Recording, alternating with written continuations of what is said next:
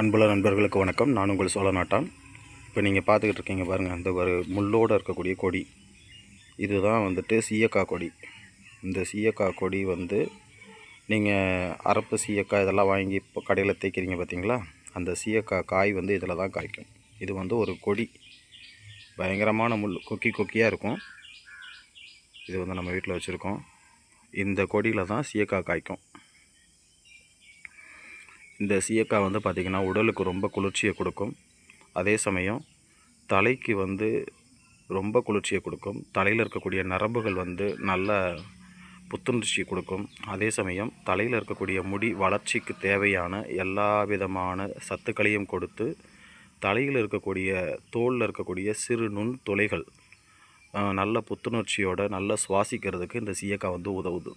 அதனால தான் இந்த சீயக்காயை வந்து நம்ம பொடியை அரைச்சி பயன்படுத்திக்கிட்டு இருக்கோம்.